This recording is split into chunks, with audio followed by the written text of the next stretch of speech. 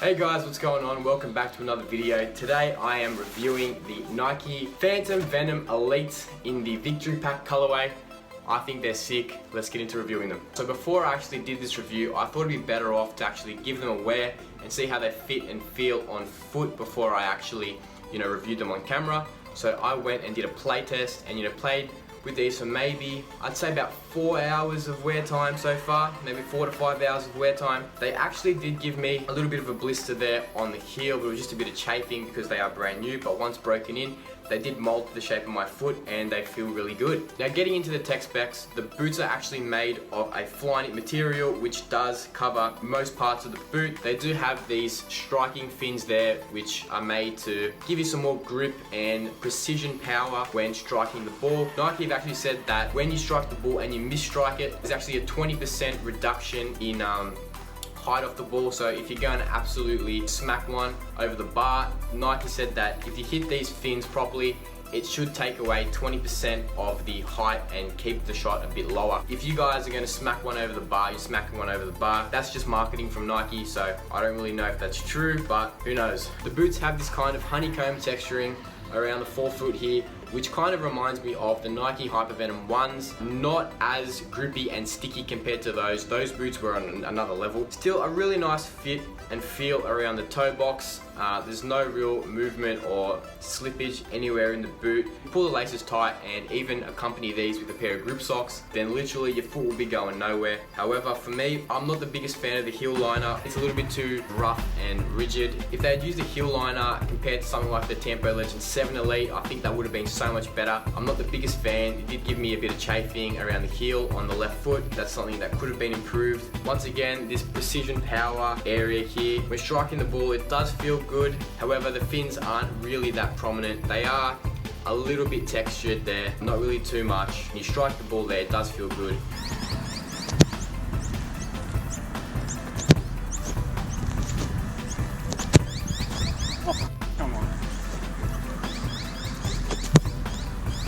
That's the reason why you buy these boots. They are a throwback to the Nike T90s from back in the day. I actually did have a pair of them in the black, green and red colorway, which I loved.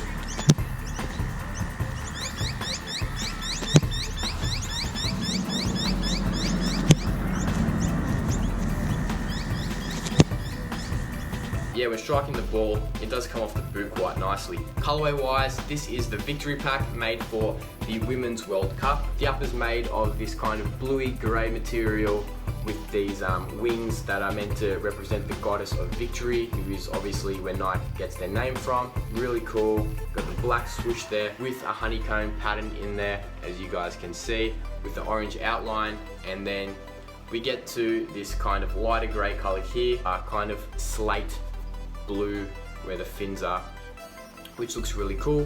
Then of course on the tongue you have the Nike Goddess of Victory, as you guys can see there, and the inner sole has your standard Nike grip. Feels quite nice.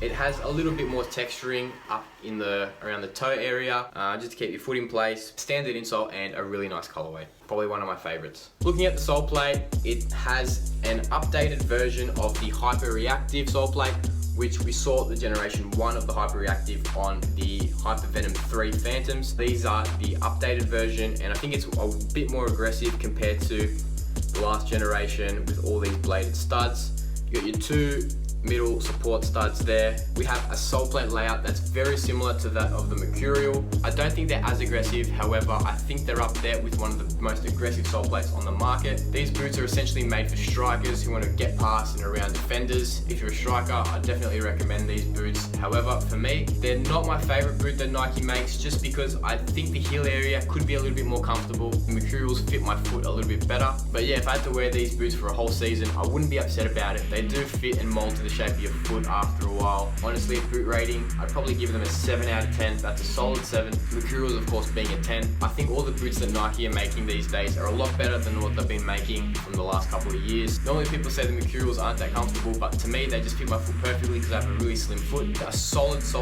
boot from Nike.